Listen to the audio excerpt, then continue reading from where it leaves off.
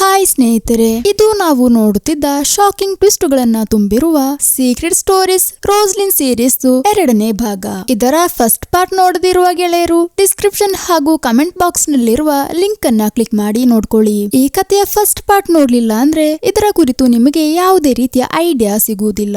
ಈ ತರ ಹೊಸ ಸೀರೀಸ್ ನಿಮ್ಮ ಹತ್ತಿರ ಆದಷ್ಟು ಬೇಗನೆ ತಲುಪಿಸಲು ನಾನು ಹಗಲು ರಾತ್ರಿ ಕಷ್ಟಪಡ್ತಿದ್ದೀನಿ. ಆದ್ರಿಂದ ಒಂದೇ ಒಂದು ಲೈಕ್ ಮಾಡಿ ಸಪೋರ್ಟ್ ಮಾಡಿ. ಅದೇ ತರ ಲೈಕ್ ಮಾಡುವಾಗ ಹೈಪ್ ಅಂತ ಒಂದು ಆಪ್ಷನ್ ಬರುತ್ತದೆ, ಅದನ್ನು ಸಹ ಒತ್ತಿ. ವಿಡಿಯೋನ ಫ್ರೆಂಡ್ಸ್ ಅಂಡ್ ಫ್ಯಾಮಿಲಿಗೆ ಶೇರ್ ಮಾಡಿ. ಹಾಗೂ ಇನ್ನೂ ನನ್ನ ಚಾನೆಲ್ಗೆ ಸಬ್ಸ್ಕ್ರೈಬ್ ಮಾಡ್ಕೊಂಡಿಲ್ಲ ಅಂದ್ರೆ ಇವಾಗ್ಲೇ ಸಬ್ಸ್ಕ್ರೈಬ್ ಮಾಡ್ಕೊಳ್ಳಿ. ಹಾಗಾದ್ರೆ ಬನ್ನಿ ಪ್ರಾರಂಭಿಸೋಣ.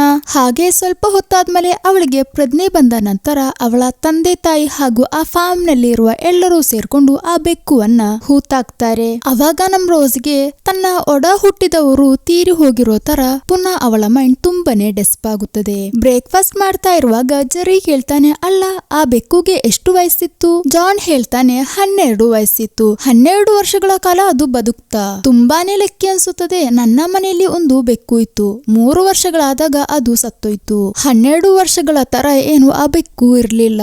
ತುಂಬಾನೇ ಆಕ್ಟಿವ್ ಆಗಿತ್ತು. ಆದ್ರೆ ಸಡನ್ ಆಗಿ ಏನಾಯ್ತು ಅಂತ ಗೊತ್ತಿಲ್ಲ. ಅವಾಗ ತಾಯಿ ಆದ್ರೆ ಜಾನ್ ಇವಾಗ ಅದ್ರ ಬಗ್ಗೆ ಮಾತನಾಡದೆ ಇರಕ್ಕಾಗುತ್ತದ? ಮಗಳು ತುಂಬಾನೇ ಡೆಸ್ಪ್ ಆಗಿದ್ದಾಳೆ. ಅವಾಗ ಜೆರಿ, ನಾನೊಂದ್ ವಿಷಯ ಕೇಳೋದ್ರಿಂದ ಏನು ಅನ್ಕೋಬೇಡಿ, ಇನ್ನು ಹಾವೇನಾದ್ರೂ ಕಚ್ಚಿರಬಹುದಾ? ಅವಾಗ ಜಾನ್, ಅದಕ್ಕೂ ಸಾಧ್ಯತೆ ಇದೆ. ಶೋಭಾ, ನಾವು ಫಾರ್ಮ್ ನ ಸುತ್ತಲಿರುವ ಕಾಡನ್ನ ಕ್ಲೀನ್ ಮಾಡ್ಬೇಕು. ಹಾಗೆ ರೋಸ್ ಊಟ ಮಾಡಿ ರೂಮ್ಗೆ ಹೋದಾಗ ಏನೋ ನೋಡಿ ಹೆದರಿ ಕೆಳಗಡೆ ಅಮ್ಮನ ಹತ್ತಿರ ಓಡ್ಕೊಂಡು ಬರ್ತಾಳೆ. ಅಮ್ಮ ಹೊರಗಡೆ ಇರುವ ಆ ಕಾಡನ್ನ ಕ್ಲೀನ್ ಮಾಡ್ತಾ ಇದ್ದರು. ಅವಾಗ ರೋಸ್, ಅಮ್ಮ ನನಗೆ ಒಂದು ವಿಷಯ ಹೇಳಕ್ಕಿದೆ, ಹಾಗಂತ ರೂಮ್ಗೆ ಕರ್ಕೊಂಡು ಹೋಗಿ, ಅಮ್ಮ ಅವತ್ತು ಜೆರಿ ಪರೋಟ ಹಾಗೂ ಚಿಕನ್ ಚಿಲ್ಲಿ ತಂದಿದ್ರಲ್ವಾ, ಅವಾಗ ನಾನು ಕೋಪ ಮಾಡ್ಕೊಂಡು ರೂಮಿಗೆ ಬಂದಾಗ ನೀವು ನನಗೆ ರೂಮ್ಗೆ ತಂದ್ಕೊಟ್ರಿ. ಆದ್ರೆ ಅದು ನಾನು ತಿನ್ಲಿಲ್ಲ, ನನ್ನ ಕಿಟ್ಟಿಗೆನೆ ಕೊಟ್ಟೆ. ಇನ್ನು ಆ ಫುಡ್ ತಿಂದಿರೋದ್ರಿಂದ ನಾ ಕಿಟ್ಟಿ ಸತ್ತೋಗಿರೋದು. ಅವಾಗ ತಾಯಿಗೂ ಸಹ ಏನೋ ಡೌಟ್ ಬರುತ್ತದೆ. ಹಾಗೆ ಕೀ ತಗೊಂಡು ಗಾಡ್ರೇಜ್ ನಲ್ಲಿ ಇಟ್ಟಿದ್ದ ಬಂಗಾರ ಹಾಗೂ ಹಣವೆಲ್ಲವೂ ಅಲ್ಲೇ ಇದೆಯಾ ಅಂತ ನೋಡುವಾಗ ಅದೆಲ್ಲ ಅಲ್ಲೇ ಇರುತ್ತದೆ. ಆ ವಿಷಯವನ್ನ ಜಾನ್ ಜೊತೆ ಹೇಳಿದಾಗ ಅವಳಿಗೆ ಇಲ್ಲಿ ಪೇನ್ ಗೆಸ್ಟ್ ಅನ್ನ ಕರ್ಕೊ ಬಂದಿರೋದು ಒಂಚೂರು ಇಷ್ಟವಾಗ್ಲಿಲ್ಲ. ಆದ್ರಿಂದನೇ ಸುಮ್ಮನೆ ಅವನ್ ಬಗ್ಗೆ ಚಾಡಿ ಹೇಳ್ತಾ ಇದ್ದಾಳೆ. ಅವಾಗ ತಾಯಿ ಆದ್ರೆ ಫೋನ್ ತಗೊಂಡು ಅವಳ ಬ್ರೌಸಿಂಗ್ ಹಿಸ್ಟ್ರಿ ನೋಡಿ ಒಮ್ಮೆ ಒಂದು ಗೆಸ್ಟ್ ಅನ್ನ ಹೇಗೆ ಮನೆಯಿಂದ ಹೊರಗಡೆ ಹಾಕ್ಬೇಕು ಅಂತಾನೆ ಅವಳು ಸರ್ಚ್ ಮಾಡಿರ್ತಾಳೆ. ಅವಾಗ ತಂದೆಯಾದ್ರೆ, ನಾನು ನಿನ್ನ ಜೊತೆ ಅವತ್ತೇ ಹೇಳಿದೆ ಯಾವ್ದಾದ್ರು ಕೌನ್ಸಿಲಿಂಗ್ ನೋಡೋಣ ಅಂತ. ಇವಾಗ ಅವಳ ಆಟ ನೋಡಿದ್ರೆ ಒಳ್ಳೆ ಮೆಂಟಲಿ ಡಿಸೇಬಲ್ಡ್ ಆಗಿರುವ ಹುಚ್ಚರ ತರ ಆಡ್ತಿದ್ದಾಳಲ್ವಾ. ಆದ್ರೆ ತಂದೆ ತಾಯಿ ಹೇಳ್ತಿರೋದನ್ನೆಲ್ಲ ರೋಸ್ ರೂಮ್ ಹೊರಗಡೆ ನಿಂತ್ಕೊಂಡು ಕೇಳ್ತಾ ಇದ್ದಳು. ಆ ಕೋಪದಲ್ಲಿನೇ ಅವಳು ಜೆರಿಯ ರೂಮ್ಗೆ ಹೋಗ್ಬಿಟ್ಟು ಬಾಗಿಲಿಗೆ ತಟ್ಟುತ್ತಾಳೆ. ನಿಲ್ಸದೆ ತಟ್ಟುತ್ತಾ ಇರುವಾಗ ಅವನು ಬಾಗಿಲು ತೆರೀತಾನೆ. ಅವಳು ಅವನ ಕಾಲರ್ ಇಟ್ಕೊಂಡು, ನೀನೇನೆ ನನ್ನ ಬೆಕ್ಕುನ ಕೊಂದಿರೋದು, ನೀನ್ ಬಂದ್ಮೇಲೆನೆ ಇಲ್ಲಿ ಇಷ್ಟೆಲ್ಲ ತೊಂದರೆಗಳು, ನೀನು ಕೊಲೆ ಮಾಡ್ತೀಯಲ್ವಾ, ಎಲ್ಲರನ್ನ ಕೊಲೆ ಮಾಡ್ತೀಯ. ಅವಾಗ ಜೆರಿ ಆದ್ರೆ, ಸ್ವಲ್ಪ ಸುಮ್ಮನಿರು, ನೀನು ನನ್ನ ತಂದೆ ತಾಯಿನ ಬ್ರೈನ್ ವಾಶ್ ಮಾಡಿರೋ ತರ ನನ್ನನ್ನ ಬ್ರೈನ್ ವಾಶ್ ಮಾಡಕ್ಕೆ ಆಗೋದಿಲ್ಲ. ಅವಾಗ ಅವಳ ಶಬ್ದ ಸ್ವಲ್ಪ ಕಮ್ಮಿ ಮಾಡಕ್ಕೋಸ್ಕರ ಜೆರಿ ಅವಳ ಬಾಯಿ ಮುಚ್ಚಿದಾಗ ಏನಿಲ್ಲಿ ಜಗಳ ಅಂತ ಕೇಳ್ಕೊಂಡು ತಂದೆ ತಾಯಿ ಅಲ್ಲಿಗೆ ಬರ್ತಾರೆ. ಅವಾಗ ರೋಸ್ ಏನು ಹೇಳದೆ ಅಲ್ಲಿಂದ ಓಡಿದಾಗ ತಂದೆ ತಾಯಿ ಕೂಡ ಹಿಂದೆಯಿಂದನೇ ಬರ್ತಾರೆ. ಹಾಗೆ ರೂಮಿಗೆ ತಲುಪಿದಾಗ ತಾಯಿ ಹೇಳ್ತಾಳೆ, ಜಾನ್ ಇದು ಸ್ವಲ್ಪ ಜಾಸ್ತಿ ಆಗೋಯ್ತು. ಅವಳ ಬಾಯಿ ಮುಚ್ಚಕ್ಕೆ ಅವನ್ ಯಾರು? ಅದು ನನಗೆ ಇಷ್ಟವಾಗ್ಲಿಲ್ಲ. ಆದ್ರೆ ಅವಳು ಆ ಕಡೆ ಏನ್ ಮಾಡಿದ್ಲು ಅಂತ ನೀನೇ ನೋಡಿದೆ ಅಲ್ವಾ. ಆದ್ರೂ ಸಹ ಅವಳೊಂದು ಟೀನೇಜ್ ಹುಡುಗಿ ಅಲ್ವಾ. ಅದಕ್ಕಿವಾಗ ನಿನಗೆ ನಾನ್ ಏನ್ ಮಾಡಿ ಕೊಡ್ಬೇಕು? ಅವನ್ ಜೊತೆ ಇವಾಗ್ಲೇ ಇಲ್ಲಿಂದ ಹೋಗಕ್ ಕೇಳ್ಬೇಕಾ ಅಥವಾ ಬೆಳಿಗ್ಗೆ ಹೋಗಕ್ ಕೇಳ್ಬೇಕಾ? ನಾನೇನ್ ಬೇಕಾದ್ರೂ ಮಾಡಕ್ಕೆ ರೆಡಿ ಇದ್ದೀನಿ. ನಿನ್ನ ಗೆಳತಿ ತಾನೇ ಕವಿತಾ, ನಿಮ್ಮಿಬ್ಬರ ಗೆಳತನ ಮುರಿಯೋದು ಬೇಡ ಅಂತ ಸುಮ್ಮನಿದ್ದೀನಿ. 2-3 ದಿನ ಕಳೆದರೆ ಅವನು ಇಲ್ಲಿಂದ ಹೋಗ್ತಾನಲ್ವಾ. ಅವಾಗ ತಾಯಿ ಹೇಳ್ತಾಳೆ, ಒಳ್ಳೆ ರೀತಿಯಲ್ಲಿ ಆದ್ರೆ ಅವನು ಇಲ್ಲಿ ಎಷ್ಟೇ ದಿನ ನಿಂತ್ರು ನನಗೆ ಪ್ರಾಬ್ಲಮ್ ಇಲ್ಲ. ಆದ್ರೆ ಮೈ ಮುಡ್ಸ್ಕೊಂಡಿರೋ ಆಟ ಅದು ನಾನು ಒಪ್ಪುವುದಿಲ್ಲ. ಹಾಗೆ ಅವತ್ತು ರಾತ್ರಿ ರೋಸ್ ಮಲಗಿದಾಗ ಅವಳ ತಾಯಿ ಕೂಡ ಅವಳ ಪಕ್ಕದಲ್ಲಿ ಬಂದು ಮಲ್ಕೋತಾರೆ. ಇನ್ನು ಅವಳು ಹೆದರೋ ರೀತಿ ಅವನು ರೂಮ್ ಹೊರಗಡೆ ಬರ್ತಿದ್ದಾನ, ಒಮ್ಮೆ ನೋಡ್ಬೇಕಲ್ವಾ. ಹಾಗೆ ನೆಕ್ಸ್ಟ್ ದಿನ ಜೆರಿಯನ್ನ ಕರೆಯದೆ ಅವರು ಬ್ರೇಕ್ಫಾಸ್ಟ್ ಮಾಡ್ತಿರೋದನ್ನ ನೋಡಿದಾಗ ಜೆರಿ ಬಂದ್ಬಿಟ್ಟು, ನನಗೆ ಒಂದು ವಿಷಯ ಹೇಳಕ್ಕಿದೆ, ನಾನು ನಾಳೆ ಇಲ್ಲಿಂದ ಹೊರಡ್ತೀನಿ. ನಿಜವಾಗ್ಲೂ ನಿನ್ನೆ ನಡೆದಿರೋದು ನಾನು ಬೇಕು ಅಂತ ಮಾಡಿರೋದಲ್ಲ. ಸಡನ್ ಆಗಿ ಒಂದು ಹುಡುಗಿ ರೂಮಿಗೆ ಬಂದಾಗ ನಾನು ಒಬ್ಬನೇ ಇದ್ದಿದ್ದಲ್ವಾ, ಅದು ರಾತ್ರಿ ಹೊತ್ತು ಬೇರೆ ಆಗಿತ್ತು. ಇನ್ನು ಅವಳ ಸೌಂಡ್ ಕೇಳ್ಬಿಟ್ಟು ಬೇರೆ ಯಾರಾದ್ರೂ ಏನಾದ್ರೂ ಅನ್ಕೋತಾರೆ ಅಂತ ರೋಸ್ ಜೊತೆ ಕೂಡ ಐ ಆಮ್ ಎಕ್ಸ್ಟ್ರೀಮ್ಲಿ ಸಾರಿ ಅಂತ ಕೇಳ್ತಾನೆ. ಸಡನ್ ಆಗಿ ಪ್ಯಾನಿಕ್ ಆಗಿ ಹೋದ ಕಾರಣ ಆದ್ರೂ ಸಹ ನಾನು ಆತರ ಮಾಡಬಾರ್ದಾಗಿತ್ತು, ನನ್ ಕಡೆನೆ ತಪ್ಪು, ಆದ್ರಿಂದ ಇನ್ನು ಕೂಡ ನಾನು ಇಲ್ಲಿ ನಿಂತ್ರೆ ಸರಿಯಾಗುವುದಿಲ್ಲ. ಅವಾಗ ಜಾನ್ ಪರವಾಗಿಲ್ಲ ಬಿಡು. ಅವಾಗ ಶೋಭಾ ನನ್ನ ಮಗಳು ಮಾಡಿರೋದಕ್ಕೆ ನಾನು ಕೂಡ ಸಾರಿ ಕೇಳ್ತಿದ್ದೀನಿ. ಅವಾಗ ಜಾನ್ ಇನ್ನೂ 4 ದಿನ ಅಷ್ಟೇ ತಾನೇ ನೀನು ಇರೋದು, ಆ 4 ದಿನಗಳು ಕಳೆದು ಖುಷಿಯಾಗಿ ಇಲ್ಲಿಂದ ಹೋದ್ರೆ ಸಾಕು, ಅರ್ಜೆಂಟ್ ಮಾಡ್ಕೊಂಡು ಹೋಗೋ ಅವಶ್ಯಕತೆ ಏನೂ ಇಲ್ಲ. ಹಾಗೆ ಜೆರಿಗೆ ಅವರು ಊಟವೆಲ್ಲ ಕೊಟ್ಟು ಅವನು ಆಫೀಸ್ಗೆ ಹೋಗ್ತಾನೆ. ಅದೇ ಸಮಯ ಜಾನ್ ಫಾರ್ಮ್ದು ಲೈಸೆನ್ಸ್ ರಿನಿವಲ್ ಮಾಡ್ಕೊಳ್ಳೋಕೋಸ್ಕರ ಹೋಗ್ತಾನೆ. ಅವಾಗ ರೋಸ್ ಜೊತೆ ನಾನೊಮ್ಮೆ ಫಾರ್ಮ್ ಹತ್ತಿರ ಹೋಗಿ ಬರ್ತೀನಿ, ನೀನು ಮಗುನ ನೋಡ್ಕೋಬೇಕು ಅಂತ ಹೋಗ್ತಾಳೆ. ಹಾಗೆ ಎಲ್ಲರೂ ಹೋದಾಗ ಅಪ್ಪನ ಜೆರಿಯ ರೂಮ್ದು ಕೀಯನ್ನ ಅವಳು ನೋಡಿದ್ಲಲ್ವಾ, ಆ ಕೀ ತಗೊಂಡು ಅವನ ರೂಮ್ ಅನ್ನ ಓಪನ್ ಮಾಡ್ತಾಳೆ. ಹಾಗೆ ಅವನ ರೂಮ್ ಅನ್ನ ಫುಲ್ ಚೆಕ್ ಮಾಡ್ತಾ ಇರುವಾಗ ಕೆಲಸಕ್ಕೆ ಹೋಗಿರುವ ಜೆರಿಗೆ ಏನೋ ಡೌಟ್ ಬಂದಿದೆ ಅನ್ಸುತ್ತದೆ. ಅವನು ಗಾಡಿಯನ್ನ ತಿರುಗಿಸ್ತಾನೆ. ಹಾಗೆ ಅವನ ಬ್ಯಾಗ್ ಒಳಗಡೆ ಏನು ಅಂತ ಚೆಕ್ ಮಾಡ್ತಾ ಇರುವಾಗ ಸಡನ್ ಆಗಿ ರೋಸ್ ಹಿಂದ್ಗಡೆ ಬಂದು ಯಾರೋ ಕೈ ಇಡ್ತಾರೆ. ಅವಳು ಹೆದರಿ ನೋಡುವಾಗ ಅದು ಅವಳ ತಾಯಿಯಾಗಿತ್ತು. ನೀನು ಏನ್ ಮಾಡ್ತಿದ್ಯಾ ಇಲ್ಲಿ? ಅವಾಗ ಅವಳು ಒಂದು ಐಡೆಂಟಿಟಿ ಕಾರ್ಡ್ ಅನ್ನ ತಾಯಿಗೆ ತೋರಿಸಿಕೊಡ್ತಾಳೆ. ಅದರಲ್ಲಿ ಅವನ ಹೆಸರು ಇರೋದು ಜೋಮೋನ್ಸ್ ಕರಿಯಾ ಅಂತ. ಅವಾಗ ಅವನ ಹೆಸರು ಜೆರಿ ಅಂತ ಅಲ್ವಾ? ಡೌಟ್ ಬಂದಿರುವ ಅಮ್ಮ ತಂದೆಗೆ ಕಾಲ್ ಮಾಡಿ ನೋಡುವಾಗ ಫೋನ್ ಹೋಗೋದಿಲ್ಲ, ಅವರೆಲ್ಲೋ ರೇಂಜ್ ಇಲ್ಲದ ಸ್ಥಳದಲ್ಲಿದ್ದಾರೆ ಅನ್ಸುತ್ತದೆ. ಅವಾಗ್ಲೇ ತಾಯಿಗೆ ನೆನಪಾಗುವುದು, ಒಮ್ಮೆ ಚರ್ಚ್ ನಿಂದ ಬರ್ತಾ ಇರುವಾಗ ಜೆರಿಯನ್ನ ಅವನ ಗೆಳೆಯ ಜೋಮೋನೆ ಅಂತ ಕರೆದಿರೋದು ಶೋಭಾ ಕೇಳಿಸ್ಕೊಂಡಿದ್ಲಲ್ವಾ. ರೋಸ್ ಬಂದ್ಬಿಟ್ಟು ಎಷ್ಟು ಸಲ ನಿಮ್ ಜೊತೆಲ್ಲ ನಾನು ಹೇಳ್ದೆ, ನೀವ್ಯಾರು ನನ್ನನ್ನ ನಂಬ್ಲಿಲ್ಲ ಅಲ್ವಾ. ಹಾಗೆ ಶೋಭಾ ತನ್ನ ಗೆಳತಿ ಕವಿತಾಳಿಗೆ ಕಾಲ್ ಮಾಡುವಾಗ, ಅಲ್ಲ ಶೋಭಾ ಏನ್ ವಿಷಯ? ಅದು ಕವಿತಾ, ನಿಮಗೆ ಜೋಮೋನ್ಸ್ ಕರಿಯಾ ಯಾರು ಅಂತ ಗೊತ್ತಾ? ಜೋಮೋನ್ಸ್ ಕರಿಯಾನ? ಅದು ಯಾರಪ್ಪ? ಅದು ನಮ್ಮ ಜೆರಿ ತಾನೆ. ಜೆರಿಯ ಫುಲ್ ನೇಮ್ ಜೋಮೋನ್ಸ್ ಕರಿಯಾ ಅಂತ. ಜೆರಿ ಅಂತ ಅವನನ್ನ ಚರ್ಚ್ ನಲ್ಲಿ ಕರೆದಿರುವ ಹೆಸರು, ಹಾಗೆ ನಾವು ಅವರನ್ನ ಜೆರಿ ಅಂತ ಕರೀತಿದೀವಿ. ಅಲ್ಲ ಶೋಭಾ ಯಾಕೆ ಹಾಗೆ ಕೇಳ್ದೆ? ಏನಿಲ್ಲ ಕವಿತಾ, ನಾನು ಸ್ವಲ್ಪ ಹೊತ್ತು ಬಿಟ್ಟು ಮಾಡ್ತೀನಿ ಅಂತ ಕಾಲ್ ಅನ್ನ ಕಟ್ ಮಾಡಿ ಸ್ವಲ್ಪ ಹೊತ್ತಾದ್ಮೇಲೆ ಪುನಃ ಕಾಲ್ ಮಾಡಿಬಿಟ್ಟು, ಅಲ್ಲ ಜೆರಿ ನಿಮ್ಮ ರಿಲೇಟಿವ್ ಅಂತ ತಾನೇ ಹೇಳಿದ್ದು, ಹಾಗಾದ್ರೆ ಅವತ್ತು ಅಜ್ಜಂದು ಬರ್ತ್ಡೇಗೆ ಅವನು ಬಂದಿರಬಹುದಲ್ವಾ? ಅಲ್ಲ ನಾನು ಎಲ್ಲಿ ಕೂಡ ಅವನನ್ನ ನೋಡಿಲ್ಲ, ಒಂದ್ ವೇಳೆ ನಿನಗೆ ಕಾಣಿಸಿರಲ್ಲ, ಅವನು ಅಲ್ಲೇ ಇದ್ದ. ಅವಾಗ್ಲೇ ನಮ್ಮ ನನ್ ಮೇರಿ ಇದ್ದಾಳಲ್ವಾ, ಅವಳನ್ನ ನೋಡಕ್ಕೆ ಜೆರಿ ಅವರ ಮನೆಗೆ ಹೋಗ್ತಿರೋದನ್ನ ನಾವು ನೋಡ್ತೀವಿ. ಜೆರಿಯನ್ನ ನೋಡಿದಾಗ ಮೇರಿ ಸ್ವಲ್ಪ ಹೆದರ್ತಾಳೆ, ಯಾಕೆ ಅಂತ ನಮಗೆ ಗೊತ್ತಾಗುವುದಿಲ್ಲ. ಅದೇ ಸಮಯ ನಮ್ ಶೋಭಾ ಇದ್ದಾಳಲ್ವಾ, ಅವಳ ಫೋನ್ ನಲ್ಲಿ ಅವತ್ತು ಅಜ್ಜನ ಬರ್ತ್ಡೇ ದಿನದು ಫೋಟೋಸ್ ಅನ್ನೆಲ್ಲ ಚೆಕ್ ಮಾಡಿ ನೋಡ್ತಾಳೆ. ಇನ್ನು ಆ ಫೋಟೋದಲ್ಲಿ ಜೆರಿ ಇದಾನ ಅಥವಾ ಇಲ್ವಾ ಅಂತ ತಿಳ್ಕೊಳಕ್ಕೋಸ್ಕರ.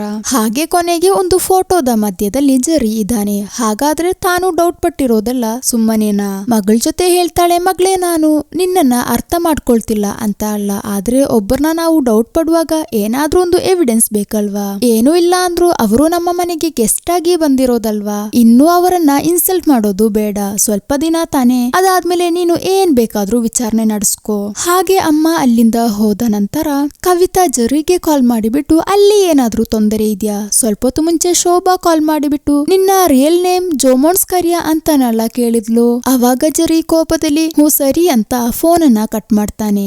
ಏನೇ ಆದ್ರೂ ಒಂದು ತಾಯಿಗೆ ತನ್ನ ಮಗಳ ಮಾತನ್ನ ಕೇಳದೆ ಇರಕ್ಕೆ ಆಗೋದಿಲ್ಲ ಅಲ್ವಾ. ಹಾಗೆ ಶೋಭಾ ಕಾರ್ ತಗೊಂಡು ಡೈರೆಕ್ಟ್ ಆಗಿ ಜೆರಿದು ಆಫೀಸ್ಗೆ ಬರ್ತಾಳೆ. ನಂತರ ಅಲ್ಲಿ ಕೆಲಸ ಮಾಡುತ್ತಿರೋ ಒಂದು ಲೇಡಿ ಜೊತೆ ಕೇಳ್ತಾಳೆ, ಇಲ್ಲಿ ಜೆರಿಯ ಕ್ಯಾಬಿನ್ ಯಾವುದು? ಆತರ ಒಂದು ವ್ಯಕ್ತಿ ಇಲ್ಲಿ ಕೆಲಸ ಮಾಡ್ತಿಲ್ಲ ಅಲ್ವಾ, ಒಂದ್ ವೇಳೆ ಹೆಸರು ಜೋಮೋನ್ಸ್ ಕರಿಯಾ ಅಂತ ಆಗಿರಬಹುದು. ಆತರನೂ ಒಬ್ಬರು ಇರೋದಾಗಿ ನನಗೆ ಗೊತ್ತಿಲ್ಲ, ನೀವು ಬೇಕಾದ್ರೆ ಒಳಗಡೆ ಆಫೀಸ್ ಡೆಸ್ಕ್ ನಲ್ಲಿ ಹೋಗಿ ವಿಚಾರಿಸ್ಕೊಳ್ಳಿ. ಒಳಗಡೆ ಹೋಗಕ್ಕೆ ನೋಡುವಾಗ್ಲೇ ಜೆರಿ ಓಡ್ಕೊಂಡು ಬರ್ತಾನೆ. ಅಲ್ಲ ಅಕ್ಕ ನೀವೇನಿಲ್ಲಿ? ಅದು ನಾನು ಸ್ವಲ್ಪ ಮೊಲದ ಸಾರು ಮಾಡಿದೆ, ಅದು ಕೊಡೋಣ ಅಂತ ಬಂದೆ. ಹಾಗೆ ಊಟ ಕೊಟ್ಬಿಟ್ಟು, ಅಲ್ಲ ನೀನೇನು ಹೊರಗಡೆಯಿಂದ ಬರ್ತಿದ್ಯಾ? ಅದು ನಾನು ಒಂದು ಎಲಿಯೋಣ ಅಂತ ಹೋಗಿದ್ದೆ. ಅವಾಗ ಜೆರಿ ಸರಿ ಅಕ್ಕ ಅಂತ ಒಳಗಡೆ ಹೋಗುವಾಗ ಶೋಭಾ ಕೂಡ, ಜೆರಿ ನಿನಗೇನೋ ತೊಂದರೆ ಇಲ್ಲ ಅಂದ್ರೆ ನಾನ್ ಕೂಡ ಒಳಗಡೆ ಬರಬಹುದಾ? ನೀನ್ ಕೆಲಸ ಮಾಡ್ತಿರೋ ಸ್ಥಳ ಹಾಗೂ ಇಲ್ಲಿನ ಜನರನ್ನೆಲ್ಲ ಒಮ್ಮೆ ಪರಿಚಯ ಮಾಡ್ಕೊಳ್ಬಹುದಲ್ವಾ? ಹೂ ಅದಕ್ಕೇನಂತೆ. ಹಾಗೆ ಒಳಗಡೆ ಹೋಗುವಾಗ ಶೋಭಾ ಜೆರಿ ಜೊತೆ, ಇವತ್ತು ನಾನು ನಿನ್ನ ರೂಮ್ ಒಳಗಡೆ ಸೇರಿ ಗುಡಿಸಿ ಕ್ಲೀನ್ ಮಾಡಿದೀನಿ, ತುಂಬಾ ದಿನಗಳಾಯ್ತಲ್ವಾ ಕ್ಲೀನ್ ಮಾಡದೆ. ಕೇಳದೆ ರೂಮ್ ಒಳಗಡೆ ಸೇರಿರೋದ್ರಿಂದ ನಿನಗೆ ತೊಂದರೆ ಏನು ಇಲ್ಲ ಅಲ್ವಾ? ಇಲ್ಲ ಪಾತ್ರ ಏನು ಇಲ್ಲ. ಅಲ್ಲ ನಿಮ್ಮ ನಿಜವಾದ ಹೆಸರು ಜೋಮೋನ್ಸ್ ಕರಿಯಾ ಅಂತ ಆಗಿತ್ತಲ್ವಾ? ನಾನು ಗುಡಿಸುವಾಗ ನನಗೆ ಒಂದು ID ಕಾರ್ಡ್ ಸಿಕ್ತು. ಅದ್ರಲ್ಲಿ ನೋಡ್ದೆ ಅಕ್ಕ ನನ್ನ ಮನೆಯಲ್ಲಿ ಜರಿ ಅಂತ ಕರೆಯೋದು. ಹಾಗೆ ಒಳಗಡೆ ಬಂದ್ಬಿಟ್ಟು ಅಕ್ಕ ಆ ಡೆಸ್ಕ್ ನಲ್ಲೇ ನಾನು ಕೂರೋದು. ಆದ್ರೆ ಅಲ್ಲಿ ಬೇರೆ ಯಾವುದೇ ಕೊಲೀಗ್ಸ್ ಅನ್ನ ಕಾಣಿಸುವುದಿಲ್ಲ. ಒಟ್ಟಿಗೆ ಕೆಲಸ ಮಾಡೋರು ಇಲ್ಲಿ, ಅದನ್ನೇ ನಾನು ನೋಡ್ತಿರೋದು. ಹಾಗೆ ಒಳಗಡೆ ಹೋಗಿ ನೋಡುವಾಗ 3 ವ್ಯಕ್ತಿಗಳು ಅಲ್ಲಿ ಮಾತನಾಡ್ತಾ ಇರ್ತಾರೆ. ಅವ್ರನ್ನ ಕರ್ಸಿಬಿಟ್ಟು ಜರಿ ಪರಿಚಯಿಸ್ತಾನೆ. ಹಾಗಾದ್ರೆ ಇವನು ನಿಜವಾಗ್ಲೂ ಇಲ್ಲಿ ಕೆಲಸಕ್ಕೆನೆ ಬಂದಿರೋದು, ಬೇರೆ ಉದ್ದೇಶವೇನೂ ಇಲ್ಲ. ಒಂದ್ ವೇಳೆ ಮಗಳಿಗೆ ಹಾಗೆ ಸುಮ್ಮನೆ ಅನಿಸ್ತಿರಬಹುದು. ಹಾಗೆ ರಾತ್ರಿ ಅವಳು ಫ್ರೆಶ್ ಆಗಿ ಮಲ್ಗಕ್ಕೆ ನೋಡುವಾಗ ಹೊರಗಡೆ ಏನೋ ಹಾಡಿಂದು ಸೌಂಡ್ ಕೇಳಿಸುತ್ತದೆ. ಸಡನ್ ಆಗಿ ಯಾರೋ ಅವಳ ಬಾಗಿಲನ್ನ ತೆರೆದು ಬರ್ತಾರೆ. ನೋಡುವಷ್ಟರಲ್ಲಿ ತಂದೆ ತಾಯಿ ಬರ್ತ್ಡೇ ಸೆಲೆಬ್ರೇಟ್ ಮಾಡೋಕ್ಕೋಸ್ಕರ ಬಂದಿದ್ದಾರೆ. ಅವಳಿಗೆ ಇವಾಗ 18 ವರ್ಷಗಳಾಯ್ತಲ್ವಾ. ಅವಾಗ ಜಾನ್ ಶೋಭಾಳ ಜೊತೆ ಜರಿನ ಸಹ ಕರೆಯೋಣ, ಅವನು ನಿದ್ದೆ ಮಾಡ್ಲಿಲ್ಲ ಅಂತ ಅನಿಸುತ್ತದೆ. ಆದ್ರೆ ಅಮ್ಮ ಬೇಡ, ಮಗಳಿಗೆ ಇಷ್ಟವಾಗುವುದಿಲ್ಲ ಅಂತ ಹೇಳ್ತಾರೆ. ಅವಳ ಮೂಡ್ ಸ್ಪಾಯ್ಲ್ ಮಾಡದೆ ಕೇಕ್ ಕಟ್ ಮಾಡಿ ಬರ್ತ್ಡೇ ಸೆಲೆಬ್ರೇಟ್ ಮಾಡ್ತಾರೆ. ಅವಳ ಜೊತೆ ಹೇಳಿರೋ ತರ ಆ ಸೆಲ್ ಫೋನ್ ಅನ್ನ ಗಿಫ್ಟ್ ಆಗಿ ಕೊಡ್ತಾರೆ. ಅವಾಗ ಶೋಭಾ ಹೇಳ್ತಾಳೆ, ಗಾಡಿ ಓಡ್ಸಕ್ಕೆ ಕಲ್ತ್ರೆ ಮಾತ್ರ ಸ್ಕೂಟಿ ಅಂತ ತಾನೆ ಅಪ್ಪ ಹೇಳಿರೋದು. ಆದ್ರೆ ಆಲ್ರೆಡಿ ತಾಯಿ ಹೇಳ್ಬಿಟ್ಟು ಸ್ಕೂಟಿಯನ್ನ ಬುಕ್ ಮಾಡಿದ್ದಾರೆ. ಮುಂದಿನ ವಾರ ಗಾಡಿ ಡೆಲಿವರಿ ಮಾಡ್ತಾರೆ. ಅವಾಗ ಅವಳು ಪ್ರೀತಿಯಿಂದ ತಾಯಿಯನ್ನ ತಬ್ಕೊಳ್ತಾಳೆ. ಅವಾಗ ಜಾನ್ ಅವಾಗ ನಾನ್ ಬೇಡ ಅಲ್ವಾ, ಏನೇ ಆದ್ರೂ ಅಪ್ಪಂದು ಗಿಫ್ಟ್ ಏನು ಅಂತ ಹೇಳಿ ಆದ್ಮೇಲೆ ಸಾಕು. ನಮಗೆ ಇರುವ ಈ ಆಸ್ತಿ ಅಂದ್ರೆ ಈ ರೋಸ್ ವ್ಯಾಲಿಯನ್ನ ನಿನ್ನ ಹೆಸರಿಗೆ ಬರೀತಿದೀವಿ. ಅವಾಗ ಅವಳು ಪ್ರೀತಿಯಿಂದ ತಂದೆನ ಹಗ್ ಮಾಡುವಾಗ ಈ ಎಲ್ಲಾ ವಿಷಯಗಳನ್ನ ಜರಿ ಹೊರಗಡೆ ನಿಂತು ನೋಡ್ತಾ ಇರ್ತಾನೆ. ಅವನು ಬಂದ್ಬಿಟ್ಟು ಏನ್ ವಿಷಯ, ಎಲ್ಲರೂ ತುಂಬಾ ಖುಷಿಯಾಗಿದ್ದೀರಾ? ಅವಾಗ ಜಾನ್, ನಿನ್ನೆ ಮಗಳ ಬರ್ತ್ಡೇ ಆಗಿತ್ತು, ರಾತ್ರಿ ತುಂಬಾ ಲೇಟ್ ಆಗಿರೋದ್ರಿಂದಲೇ ನಿನ್ನನ್ನ ಕರ್ದಿಲ್ಲ. ಅವಾಗ ಶೋಭಾ, ನಾನು ಬ್ರೇಕ್ಫಾಸ್ಟ್ ತೆಗೀತೀನಿ. ಅವಾಗ ಜಾನ್, ಏನು ಕೈಯಲ್ಲಿ ಒಂದು ಫೈಲ್ ಇದೆ, ಅದು ನನ್ನ ರಿಸಿಗ್ನೇಷನ್ ಫೈಲ್. ನಾನು ಬಂದ ಕೆಲಸ ಮುಗೀತು, ನಾನಿನ್ನು 2-3 ದಿನದಲ್ಲಿ ಇಲ್ಲಿಂದ ಹೊರಡ್ತೀನಿ. ಇದು ಕೇಳಿದಾಗ ರೋಸ್ ಹೇಳ್ತಾಳೆ, ಯಪ್ಪ ಇದೇ ನನಗೆ ತುಂಬಾ ಖುಷಿ ಕೊಡುವ ಬರ್ತ್ಡೇ ಗಿಫ್ಟ್. ಮಗಳಿಗೆ ಒಂದು ಹೊಸ ಪರ್ಸ್, ಸ್ವಲ್ಪ ಹಣ ಹಾಗೂ ಒಂದು ಹೊಸ ಡೆಬಿಟ್ ಕಾರ್ಡ್ ಅನ್ನ ತೆಗೆದು ಕೊಡ್ತಾರೆ. ನಿನ್ನ ಗೆಳತಿಗೆ ಇರೋದೇನು, ಇನ್ನು ನಿನಗೆ ಇಲ್ಲ ಅಂತ ಬೇಜಾರ್ ಮಾಡ್ಕೋಬೇಡ. ಅವಾಗ್ಲೇ ನಮ್ಮ ಜರಿ ಇದಾನಲ್ವಾ, ಆಫೀಸ್ಗೆ ಹೋಗದೆ ವಾಪಸ್ ಆ ಫಾರ್ಮ್ದು ಒಂದು ಸೈಡ್ಗೆ ಬರ್ತಾನೆ.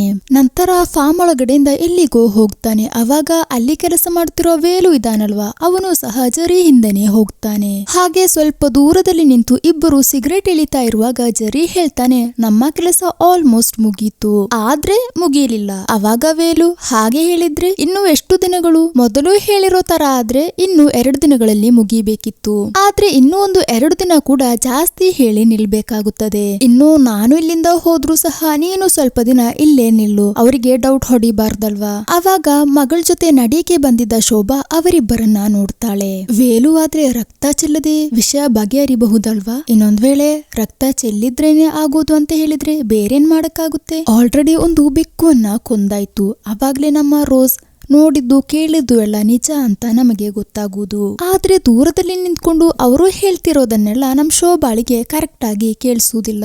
ಹಾಗೆ ಮೆಲ್ಲೆ ಅವ್ರ ಹಿಂದ್ಗಡೆ ಬಂದಾಗ ಜರಿಗೆ ವಿಷಯ ಗೊತ್ತಾಗುತ್ತದೆ. ಶೋಭಕ್ಕ, ನಾನು ಎಳೆಕೆ ಒಂದು ಕಂಪನಿ ಸಿಕ್ಕಿದಾಗ ಇಲ್ಲಿಗೆ ಬಂದು ಎಳ್ದಿರೋದು. ಹಾಗೆ ಶೋಭಾ ಅಲ್ಲಿಂದ ಹೋದಾಗ ನಮ್ಮ ವೇಲು ಇದಾನಲ್ವಾ, ಒಂದು ಚಾಕುವನ್ನ ತುಂಬಾನೇ ಶಾರ್ಪ್ ಮಾಡಿಟ್ಕೊಳ್ತಾನೆ. ಇವರಿಬ್ಬರು ಸೇರ್ಕೊಂಡು ಇನ್ನೂ ಏನೆಲ್ಲ ಮಾಡ್ತಾರೆ ಅಂತ ನಮಗೆ ಏನು ಗೊತ್ತಾಗುವುದಿಲ್ಲ. ಇಲ್ಲಿನೇ 4ನೇ ಎಪಿಸೋಡ್ ಮುಕ್ತಾಯಗೊಳ್ಳುತ್ತಿರೋದು. ಹಾಗೆ ರೋಸ್ ಸ್ವಲ್ಪ ಲೇಟ್ ಆಗಿ ಮನೆಗೆ ಹೋಗ್ತಾ ಇರುವಾಗ ಅಮ್ಮ ಕಾಲ್ ಮಾಡಿಬಿಟ್ಟು, ನೀನೆಲ್ಲಿ? ಅದು ನಾನು ಅದಿತಿ ಮನೆಯಿಂದ ಇಳಿದಾಗ ಸ್ವಲ್ಪ ಲೇಟ್ ಆಗೋಯ್ತು. ಅವಳು ಸ್ಪೆಷಲ್ ಆಗಿ ಒಂದು ಕಪ್ ಕೇಕ್ ಎಲ್ಲ ಕೊಟ್ಟಿದ್ದಾಳೆ, ಏನೇ ಆದ್ರೂ ನೀನು ಸ್ವಲ್ಪ ಬೇಗ ಬಾ. ಅವಾಗ್ಲೇ ಅವಳ ಹಿಂದೆಯಿಂದ ಯಾರೋ ಬರ್ತಿರೋದು ಅವಳಿಗೆ ಫೀಲ್ ಆಗುತ್ತದೆ. ಅವಳು ಹೆದರಿ ಅಲ್ಲಿಂದ ಓಡಕ್ಕೆ ನೋಡುವಾಗ ಸಡನ್ ಆಗಿ ಅವಳ ಸೈಡ್ ನಲ್ಲಿ ಅವರನ್ನ ನೋಡ್ತಾಳೆ. ಅವಳು ಹೆದರಿ ನಡುಗಿ ಅಮ್ಮ ಅಂತ ಕರೆದು ಮನೆಗೆ ಬರುವಾಗ ಅವಳು ಬೇಗನೆ ಹೆದರಿ ಎಚ್ಚರಗೊಳ್ಳುತ್ತಾಳೆ. ಅಂದ್ರೆ ಇದು ಸಹ ಅವಳು ಕಂಡ ಒಂದು ಕನಸಾಗಿತ್ತು. ಕ್ಯಾಲೆಂಡರ್ ನೋಡುವಾಗ ರೋಸ್ಗೆ ತುಂಬಾನೇ ಖುಷಿಯಾಗುತ್ತದೆ. ಕಾರಣ ಜರಿ ಇವತ್ತು ಆ ಮನೆಯಿಂದ ಹೋಗ್ತಾನೆ. ಬ್ರೇಕ್ಫಾಸ್ಟ್ ಮಾಡ್ತಾ ಇರುವಾಗ ರೋಸ್ ಜರಿ ಜೊತೆ ಕೇಳ್ತಾಳೆ, ನಿಮ್ಮ ರಿಸರ್ಚ್ ಇವತ್ತಿಗೆ ಮುಗೀತಲ್ವಾ? ರಿಸರ್ಚ್ ಮುಗೀತು, ಇನ್ನು ಸ್ವಲ್ಪ ಪೇಪರ್ ಸಬ್ಮಿಟ್ ಮಾಡಕ್ಕೆ ಇದೆ, ಅದಿನ್ನು ಅಲ್ಲಿ ಹೋಗಿ ಕಳ್ಸಿಕೊಟ್ರು ಸಾಕು. ಆದ್ರೆ ನಾನ್ ಯೋಚನೆ ಮಾಡ್ತಿರೋದು ಇಲ್ಲೇ ನಿಂತು ಅದು ಕಳ್ಸಿ ಏನು ಟೆನ್ಷನ್ ಏನು ಇಲ್ಲದೆ ಹೋಗೋಣ ಅಂತ. ನೀವು ಓಕೆ ಅಂದ್ರೆ ಮಾತ್ರ ಆಯ್ತಾ? ಆದ್ರೆ ಅವ್ರು ಯಾರು ರೆಸ್ಪಾಂಡ್ ಮಾಡದೇ ಇದ್ದಾಗ ಏನು ನಿಮಗೇನಾದ್ರೂ ತೊಂದರೆ ಇದೆಯಾ? 2-3 ದಿನ ಅಲ್ವಾ, ಏನು ತೊಂದರೆ ಇಲ್ಲ. ಇದು ಕೇಳಿದಾಗ ಜರಿ ಖುಷಿಯಿಂದ, ಹಾಗಾದ್ರೆ ಇವತ್ತು ರಾತ್ರಿ ನನ್ ಕಡೆಯಿಂದ ಪಾರ್ಟಿ, ನಾನ್ ಬರುವಾಗ ಫುಡ್ ತಗೋ ಬರ್ತೀನಿ. ಆದ್ರೆ ಶೋಭಳಿಗೆ ಆಲ್ರೆಡಿ ರೋಸ್ದು ಕಿಟ್ಟಿ ಸತ್ತೋಗಿರೋದು ಅವನ್ ತಂದಿರೋ ಫುಡ್ ಅನ್ನ ತಿನ್ಬಿಟ್ಟು ಅನ್ನೋ ಒಂದು ಡೌಟ್ ಇದೆ ಅಲ್ವಾ. ಆದ್ರಿಂದ ಅದು ಬೇಡ, ನಾವು ಮನೆಯಲ್ಲೇ ಪ್ರಿಪೇರ್ ಮಾಡ್ಕೊಳ್ಳೋಣ. ಒಮ್ಮೆ ಹೇಳಿದ್ವಿ ಅಲ್ಲ ಅದೇ ಜಾನ್ದು ಪೋರ್ಕ್ ರೋಸ್ಟ್ ಮಾಡ್ಬೇಕು ಅಂತ, ಅದನ್ನೇ ಮಾಡುವ. ಹಾಗೆ ಅವತ್ತು ರಾತ್ರಿ ಎಲ್ಲರೂ ಸೇರ್ಕೊಂಡು ಫುಡ್ ಅನ್ನ ಪ್ರಿಪೇರ್ ಮಾಡ್ತಾರೆ. ಆದ್ರೆ ನಮ್ ರೋಸ್ಗೆ ಪುನಃ ನೆಮ್ಮದಿ ಇಲ್ಲದೆ ಆಗಿದೆ. ಹಾಗೆ ರೋಸ್ ಇವಾಗ ಜರಿ ಆ ಮನೆಯಿಂದ ಹೋಗಕ್ಕಿರುವ ದಿನಗಳನ್ನ ಪುನಃ ಎಣಿಸ್ತಾ ಇರ್ತಾಳೆ. ಅವಾಗ್ಲೇ ಕೆಳಗಡೆಯಿಂದ ಯಾರೋ ವ್ಯಾಲಿನ್ ಪ್ಲೇ ಮಾಡ್ತಿರೋದನ್ನ ರೋಸ್ಲಿನ್ ಕೇಳೋದು. ಕೆಳಗಡೆ ಬಂದು ನೋಡುವಷ್ಟರಲ್ಲಿ ಅದು ಜರಿನೇ. ಅದು ಅವಳ ಅಣ್ಣ ಪ್ಲೇ ಮಾಡ್ತಿದ್ದ ಗಿಟಾರ್ ನಲ್ಲಿ. ಇದು ಕೇಳಿ ತಂದೆ ತಾಯಿ ತುಂಬಾನೇ ಇಮೋಷನಲ್ ಆಗಿ ಹೋಗ್ತಾರೆ. ನಾನು ನಿಮಗೆ ಬೇಜಾರ್ ಮಾಡಿದ್ನ? ನಮ್ಮ ಮಗ ಯಾವಾಗ್ಲೂ ಪ್ಲೇ ಮಾಡ್ತಿದ್ದ ಟೋನ್ ಇದು. ನೀನು ಒಮ್ಮೆ ಕೂಡ ನಮಗೆ ಹರ್ಟ್ ಮಾಡ್ಲಿಲ್ಲ. ಎಷ್ಟೋ ದಿನಗಳ ನಂತರ ನನ್ನ ಮಗ ಪ್ಲೇ ಮಾಡಿರೋ ಟೋನ್ ಕೇಳ್ತಿರೋದು. ಹಾಗೆ ಜರಿ ಜೊತೆ ಅವರು ಥ್ಯಾಂಕ್ಸ್ ಹೇಳ್ತಾರೆ. ಇದೆಲ್ಲ ನೋಡಿ ಕೋಪ ಬಂದ ರೋಸ್ಲಿನ್ ಇನ್ನು ಒಂದೇ ಒಂದು ನಿಮಿಷ ಕೂಡ ಅವನು ಇಲ್ಲಿ ನಿಲ್ಬಾರ್ದು ಅಂತ ಮನಸ್ಸಿನಲ್ಲೇ ನಿರ್ಧರಿಸ್ತಾಳೆ. ಜರಿ ಜಾನ್ಗೆ ಹಾಲನ್ನ ಗಾಡಿಗೆ ಎತ್ತಿ ಇಡಕ್ಕೆ ಹೆಲ್ಪ್ ಮಾಡುತ್ತಾ, ನಾಳೆ ನಾನು ಇಲ್ಲಿಂದ ಹೊರಡ್ತೀನಿ. ಹಾಗಾದ್ರೆ ಇವತ್ತು ರಾತ್ರಿ ಒಂದು ಪಾರ್ಟಿ ಮಾಡಿ ಬಿಡೋಣ. ಹಾಗೆ ಸಂಜೆಯಾದಾಗ ಶೋಭಾ ರೋಸ್ಲಿನ್ ಜೊತೆ, ಏನೇ ಆದ್ರೂ ನೀನು ನರ್ಸರಿನ ಕ್ಲೋಸ್ ಮಾಡಿಬಿಡು, ನಾನೊಮ್ಮೆ ಮಾರ್ಕೆಟ್ಗೆ ಹೋಗಿ ಬರ್ತೀನಿ, ನೀನು ಬರ್ತೀಯಾ? ಅವಳಾದ್ರೆ ನಾನು ಬರುವುದಿಲ್ಲ, ಹಾಗಾದ್ರೆ ನೀನು ಮಗುನ ನೋಡ್ಕೋ. ಹಾಗೆ ಮಾರ್ಕೆಟ್ ನಿಂದ ಸಾಮಗ್ರಿಗಳನ್ನ ತಗೊಂಡು ಬರುವಾಗ್ಲೇ ಜಾನ್ ಫಾದರ್ ಅನ್ನ ಕರ್ಕೊಳ್ತಾನೆ. ಹಾಗೆ ಅವರು ಬರ್ತಾ ಇರುವಾಗ ಫಾದರ್ ಹೇಳ್ತಾರೆ, ಅವತ್ತೊಮ್ಮೆ ಮಗಳ ಜೊತೆ ಮಾತನಾಡ್ಬೇಕು ಅಂತ ಹೇಳಿದ್ರಲ್ವಾ, ಹಾಗೆ ಇವಾಗ ನಾನು ಬರ್ತಿರೋದು, ಅವಳು ಮನೆ ಇಲ್ವಾ? ಅವಾಗ ಶೋಭಾ ರೋಸ್ಲಿನ್ಗೆ ಕಾಲ್ ಮಾಡ್ಬಿಟ್ಟು, ಮಗ್ಲೇ ನಾವು ಫಾದರ್ ಅನ್ನ ಕರ್ಕೊಂಡು ಬರ್ತಿದೀವಿ, 5 ನಿಮಿಷದಲ್ಲಿ ತಲುಪ್ತೀವಿ. ನಂತರ ಅವಳು ನೇರವಾಗಿ ಜರಿ ರೂಮ್ಗೆ ಹೋಗ್ತಾಳೆ. ಮನೆಯೊಳಗಡೆ ಹಾವು ಬಂದಿದೆ, ತಂದೆ ತಾಯಿ ಇಲ್ಲ, ಮನೆಯಲ್ಲಿ ಮಗು ಒಬ್ಬನೇ ಇದ್ದಾನೆ, ಒಮ್ಮೆ ಸಹಾಯ ಮಾಡಬಹುದಾ? ಅವಾಗ ಜರಿ, ನೀನು ನಾಟಕ ಏನು ಮಾಡ್ತಿಲ್ಲ ತಾನೆ? ಹಾಗೆ ಒಂದು ಸ್ಟಿಕ್ ತಗೊಂಡು ಆ ಮನೆಯಲ್ಲಿ ಹಾವಿದ್ದ ಕಡೆ ನೋಡುವಾಗ ಅಲ್ಲಿ ಇರುವುದಿಲ್ಲ, ಇನ್ನು ಬೇರೆ ಕಡೆಗೆ ಹೋಗಿರಬಹುದಾ ಅಂತ ಜರಿ ನೋಡ್ತಾ ಇರುವಾಗ ರೋಸ್ ಹೊರಗಡೆ ತಂದೆ ತಾಯಿ ಬರ್ತಿದಾರ ಅಂತ ನೋಡಿ ನಿಲ್ಲುವಾಗ ಜರಿಗೆ ಏನೋ ಡೌಟ್ ಬಂದ್ಬಿಟ್ಟು, ಎಲ್ಲೇ ನೀನ್ ಹೇಳಿರೋ ಹಾವು? ಇಷ್ಟೊತ್ತು ಒಳಗಡೆ ಇತ್ತು, ಇವಾಗ ಕಿಟಕಿ ಮೂಲಕ ಅದು ಹೊರಗಡೆ ಹೋಯ್ತು. ಅವಾಗ ಜರಿ, ನಿನ್ನ ನಾಟಕವನ್ನೆಲ್ಲ ಕೈಯಲ್ಲಿಟ್ಕೊಂಡು ನಿನ್ನ ಉದ್ದೇಶ ಏನು ಅಂತ ಹೇಳೆ, ಮರ್ಯಾದಿಂದ ನಿಲ್ಲೋದೆ ನಿನಗೆ ಒಳ್ಳೆಯದು. ಹಾಗಂತ ಹೇಳಿ ಅವಳ ಕೈ ಹಿಡಿದಿಡುವಾಗ ಅವಳ ತಂದೆ ತಾಯಿ ಫಾದರ್ ಅಲ್ಲಿಗೆ ಬರ್ತಾರೆ. ಅವಳು ಅಳುತ್ತಾ ತಂದೆ ಹತ್ತಿರ ಹೋದಾಗ ಜರಿ ಆದ್ರೆ ಅವಳು ಸುಮ್ಮನೆ ನಾಟಕ ಮಾಡ್ತಿದ್ದಾಳೆ, ಮನೆಯೊಳಗಡೆ ಹಾವು ಇದೆ ಅಂತಾನೆ ನನ್ನನ್ನ ಕರ್ಸಿರೋದು, ನಾನ್ ಹೇಳಿದ್ದು ನಿಜ, ಇಲ್ಲಿ ಹಾವಿತ್ತು, ಅದು ಆ ಕಡೆಯಿಂದಾಗಿ ಹೊರಗಡೆ ಹೋಯಿತು, ನಾನ್ ಹೇಳಿರೋದನ್ನ ನಂಬದೆ ಅವರು ನನ್ನನ್ನ ಬೈದ್ರು. ಕೊನೆಗೆ ಅವನು ನನ್ನ ಕೈಯನ್ನ ಹಿಡ್ಕೊಂಡ. ಅವಾಗ ಜರಿ, ಹಾಗಲ್ಲ, ಅವಳು ನನ್ನನ್ನ ಹೊಡೆಕೆ ಬಂದಾಗ್ಲೇ ನಾನು ಕೈ ಹಿಡ್ದಿರೋದು. ಜಾನ್ ಹೇಳ್ತಾನೆ, ಮಗ್ಲೇ ಸ್ವಲ್ಪ ಸಮಾಧಾನ ಮಾಡ್ಕೊ, ನಿನ್ ಜೊತೆ ಮಾತನಾಡ್ಕೇನೆ ಫಾದರ್ ಬಂದಿರೋದು, ಒಳಗಡೆ ಹೋಗಿ ಮಾತನಾಡು. ನಂತರ ಫಾದರ್ ಜೊತೆ, ನಿಮಗೆ ಜರಿಯನ್ನ ಗೊತ್ತಾಯ್ತಾ, ನಾನೊಮ್ಮೆ ಚರ್ಚ್ಗೆ ಕರ್ಕೊ ಬಂದಿದ್ದೆ, ಆದ್ರೆ ಜರಿಗೆ ಏನೋ ಒಂಥರ ಶೇಮ್ ಆಗುತ್ತದೆ. ರೋಸ್ ಫಾದರ್ ಜೊತೆ ತನ್ನ ಜೀವನದಲ್ಲಿ ನಡೆದಿರುವ ಎಲ್ಲಾ ವಿಷಯಗಳನ್ನ ಹೇಳ್ತಾಳೆ. ನಂತರ ಫಾದರ್ ಶೋಭಾ ಹಾಗೂ ಜೋನ್ ಜೊತೆ, ಅವನ ನಡವಳಿಕೆ ಒಂಚೂರು ಸರಿ ಇಲ್ಲ ಅಂತ ಅಲ್ವಾ ರೋಸ್ ಹೇಳ್ತಿರೋದು, ಒಂದಿನ ಅವಳ ಬಾಯಿನ ಅವನು ಮುಚ್ಚಿಟ್ಕೊಂಡಿದ್ದ ಅಂತ ಹೇಳಿದ್ಲು, ಮಗಳ ಮೈ ಮೇಲೆಲ್ಲ ಮುಟ್ಟಿ ಆಟವಾಡಕ್ಕೆ ಅವನ್ ಯಾರು? ಅವಳಿವಾಗ ಒಂದು ಟೀನೇಜ್ ನಲ್ಲಿರುವ ಹುಡುಗಿ, ಅವನು ಬಂದ ಕೆಲಸವೆಲ್ಲ ಮುಗೀತಲ್ವಾ, ಮತ್ತ್ಯಾಕೆ ಅವನು ಹೋಗ್ತಾ ಇಲ್ಲ? ಶೋಭಾ ಹಾಗೂ ಜಾನ್ ಅವರೇ, ನಾನು ನಿಮ್ಮ ಮೇಲೆ ಕೋಪ ಇದ್ದು ಏನು ಹೇಳ್ತಾ ಇಲ್ಲ, ಕುಟುಂಬದಲ್ಲಿ ಏನಾದ್ರೂ ಕೆಟ್ಟ ಹೆಸರು ಬರೋದಕ್ಕಿಂತ ಮುಂಚೆ ಸಮಾಧಾನದಿಂದ ಅವನನ್ನ ಹೇಳಿ ಕಳಿಸಿ. ಅವಾಗ ಶೋಭಾ ಕೂಡ, ಹಾಗೆ ಮಾಡ್ತೀವಿ ಫಾದರ್. ನಂತರ ಜಾನ್ ಜರಿಯನ್ನ ಕರೆಸಿ, ನೀನು ಅದೇನೋ ಪೇಪರ್ಸ್ ಮೇಲ್ ಮೂಲಕ ಕಳಿಸಬಹುದು ಅಂತ ತಾನೇ ಹೇಳಿರೋದು, ಹಾಗಾದ್ರೆ ಹೋಗಿ ಆ ತರ ಕಳಿಸಬಹುದಲ್ವಾ, ನಿನ್ಮೇಲೆ ಕೋಪ ಇದ್ದು ಏನು ಅಲ್ಲ. ಫಾದರ್ ಇವತ್ತು ಬಂದಾಗ ಅದೇ ತರ ಹೇಳಿದ್ರು. ನಾನು ನಾಳೆನೆ ಇಲ್ಲಿಂದ ಹೊರಡ್ತೀನಿ. ಜಾನ್ ಕೇಳ್ತಾನೆ, ನಿನಗೆ ಬೇಜಾರೇನೂ ಇಲ್ಲ ತಾನೆ? ಆತರ ಏನೂ ಇಲ್ಲ. ಹಾಗಾದ್ರೆ ನಾಳೆ ನಾವಿಬ್ಬರು ಟೌನ್ಗೆ ಹೋಗ್ತಿದೀವಿ, ಬ್ರೇಕ್ಫಾಸ್ಟ್ ಎಲ್ಲ ತಿಂದ್ಬಿಟ್ಟು ಖುಷಿಯಾಗಿನೇ ಇಲ್ಲಿಂದ ಹೊರಡೋಣ. ಇದು ಕೇಳಿದಾಗ ನಮ್ ರೋಸ್ಲಿನ್ಗೆ ತುಂಬಾನೇ ಖುಷಿಯಾಗುತ್ತದೆ. ಹಾಗೆ ಮಾರನೇ ದಿನ ಹೊರಡುವಾಗ ರೋಸ್ಲಿನ್ ಜೊತೆ ಸಾರಿ ಎಲ್ಲ ಕೇಳಿ ಜೋನ್ ಹಾಗೂ ಶೋಭಾ ಅವ್ರ ಜೊತೆ ಬಾಯ್ ಹೇಳಿ ಹೊರಡೋದಕ್ಕಿಂತ ಮುಂಚೆ ಅವನ ಪಾರ್ಟ್ನರ್ ವೇಲು ಇದಾನಲ್ವಾ, ಅವನಿಗೆ ಏನೋ ಸಿಗ್ನಲ್ ಕೊಟ್ಟು ಹೋಗ್ತಾನೆ. ಹಾಗೆ ಸ್ವಲ್ಪ ಹೊತ್ತು ಅವರು ಒಟ್ಟಿಗೆ ಟ್ರಾವೆಲ್ ಮಾಡಿ ನಂತರ ಜರಿ ಅವನ ಊರಿಗೆ ಹಾಗೂ ರೋಸ್ ಅಂಡ್ ಫ್ಯಾಮಿಲಿ ಅವರು ಟೌನ್ಗೆ ಹೋಗ್ತಾರೆ. ರೋಸ್ ಜೊತೆ ಹೇಳಿರೋ ತರ ಅವಳಿಗಿರೋ ಸ್ಕೂಟಿಯನ್ನ ಡೆಲಿವರಿ ತಗೊಂಡು ಕಾರ್ ಹಿಂದ್ಗಡೆಯಿಂದ ತಂದೆ ಬರ್ತಾ ಇರ್ತಾರೆ.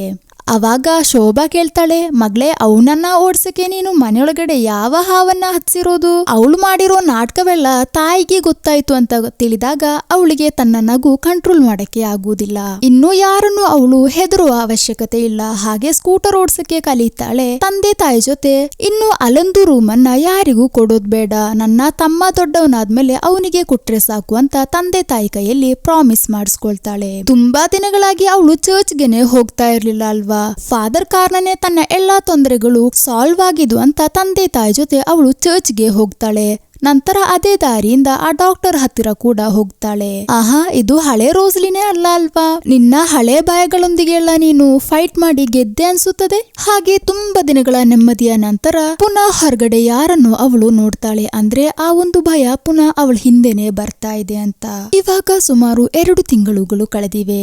ಅವಳು ಹೆದರಿದ ತರನೇ ಜೆರ್ರಿ ಪುನಃ ಅವಳ ಊರಿಗೆ, ಅವಳ ಮನೆಗೆ ಬರ್ತಾನೆ. ಇಲ್ಲಿಯೇ 5ನೇ ಎಪಿಸೋಡ್ ಕೊನೆಗೊಳ್ಳುತ್ತದೆ. ಇವತ್ತು ಅಲ್ಲೊಂದು ಸ್ಮರಣಾರ್ಥ ದಿನವಾಗಿತ್ತು. ಹಾಗೆ ಅವನ ಸಮಾಧಿಯ ಹತ್ತಿರ ಹೋಗಿ ಕುಟುಂಬ ಸಮೇತ ಅವನಿಗೋಸ್ಕರ ಪ್ರಾರ್ಥನೆ ಮಾಡಿ ವಾಪಸ್ ಬರ್ತಿರುವಾಗ ತುಂಬಾ ದೂರದಿಂದ ಜೆರ್ರಿ ಹಾಗೂ ವೇಲು ಇವರನ್ನೇ ನೋಡ್ತಾ ಇರ್ತಾರೆ. ಸ್ವಲ್ಪ ಹೊತ್ತಾದ್ಮೇಲೆ ಜಾನ್ ಶೋಬಲ್ ಜೊತೆ ಹೇಳ್ತಾಳೆ, ನೀನು ಕಾರ್ ತಗೊಂಡು ಮನೆಗೆ ಹೋಗು, ನನಗೆ ಇಲ್ಲಿ ಚಿಕ್ಕ ಕೆಲಸವಿದೆ, ಅದನ್ನ ಮುಗಿಸಿಬಿಟ್ಟು ನಾನು ಬರ್ತೀನಿ. ಅವರು ಹೋದ ನಂತರ ಜಾನ್ದು ಮುಖಭಾವವೆಲ್ಲ ಚೇಂಜ್ ಆಗುತ್ತದೆ. ಹಾಗೆ ಸ್ಮಶಾನದ ಹತ್ತಿರ ನಿಲ್ಸಿದ ಬೇರೊಂದು ಕಾರ್ ತಗೊಂಡು ಜಾನ್ ಎಲ್ಲಿಗೋ ಹೋಗ್ತಾನೆ. ಅವನ್ ಹಿಂದ್ಗಡೆನೆ ಜೆರ್ರಿ ಹಾಗೂ ವೇಲು ಹೋಗ್ತಾನೆ.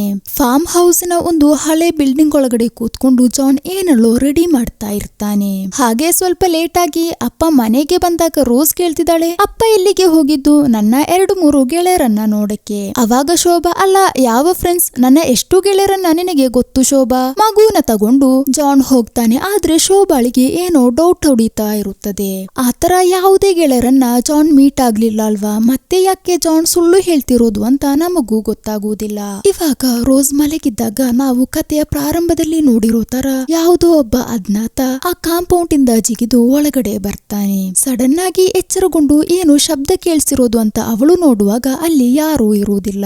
ಓದುತ್ತಾ ಇದ್ದ ಪುಸ್ತಕವನ್ನ ಶೆಲ್ಫ್ ನಲ್ಲಿ ಇಟ್ಟು ತಿರುಗುವಾಗ್ಲೇ ಹಿಂದ್ಗಡೆಯಿಂದ ಆ ಮುಖಕ್ಕೆ ಮಾಸ್ಕ್ ಹಾಕಿದವನು ಬಂದು ಆಕ್ರಮಿಸಕ್ಕೆ ನೋಡುವುದು. ಅವಳು ಹೆದರ್ಕೊಂಡು ಅಪ್ಪ ಅಮ್ಮ ಅಂತ ಕರೀತಾ ಅವರ ರೂಮಿಗೆ ಓಡ್ಕೊಂಡು ಬರ್ತಾಳೆ. ಅವಾಗ ಶೋಭಾ, ಜಾನ್ ಒಮ್ಮೆ ಹೋಗಿ ನೋಡು. ಅವನು ಹೋಗಿ ನೋಡಿದಾಗ ಮೇಲ್ಗಡೆ ಜಾನ್ ಹಾಗೂ ಅಜ್ಞಾತ ವ್ಯಕ್ತಿಗೆ ಫೈಟ್ ಆಗುತ್ತದೆ. ಜಾನ್ ಜೊತೆ ಫೈಟ್ ಮಾಡಿದ ನಂತರ ಆ ಫೇಸ್ ಮಾಸ್ಕ್ ಹಾಕಿದವನು ನೇರವಾಗಿ ಶೋಭಾ ಹಾಗೂ ರೋಸ್ ಹತ್ತಿರ ಬರ್ತಾನೆ. ಅವಾಗ್ಲೇ ಅವನು ಯಾರು ಅಂತ ನಾವು ನೋಡ್ತಿರೋದು. ರೋಸ್ ಹೆದರಿರೋ ತರ ಅದು ಜಾನೇ. ಅವನು ರೋಸ್ಗೆ ಹೊಡಿಕೆ ನೋಡುವಾಗ ಶೋಭಾ ಅದನ್ನು ತಡೆಯಲು ಪ್ರಯತ್ನಿಸ್ತಾಳೆ. ಆದ್ರೆ ಅವಳನ್ನ ತಳ್ಳಿ ಹಾಕಿ ರೋಸ್ ಅನ್ನ ಎತ್ಕೊಂಡು ಹೋಗ್ತಾನೆ. ರೋಸ್ ಅಂತ ಕರೀತಾ ಶೋಭಾ ಹಿಂದ್ಗಡೆಯಿಂದ ಬರುವಾಗ ವೇಲು ಕ್ರಾಸ್ ಆಗಿ ಬಂದು ಅವಳನ್ನ ತಡೀತಾನೆ. ಅದೇ ಸಮಯ ನಮ್ಮ ಜೆರ್ರಿ ರೋಸ್ ಅನ್ನ ಎತ್ಕೊಂಡು ಹೋಗುವಾಗ ಯಾರೋ ಬಂದು ಜೆರ್ರಿನ ಹೊಡೆದಾಕ್ತಾರೆ. ಅದೇ ಸಮಯ ವೇಲು ಶೋಭಾಳನ್ನ ಒಳಗಡೆ ಹಾಕಿ ರೂಮ್ ಅನ್ನ ಲಾಕ್ ಮಾಡಿರ್ತಾನೆ. ಅವಾಗ ಮೇಲ್ಗಡೆಯಿಂದ ಗಾಯಗೊಂಡ ತಂದೆ ಕೆಳಗಡೆಗೆ ಬರ್ತಾರೆ. ಅವಳು ಅಪ್ಪ ಅಂತ ಕರೆದು ಹಗ್ ಮಾಡಕ್ಕೆ ಹೋಗುವಾಗ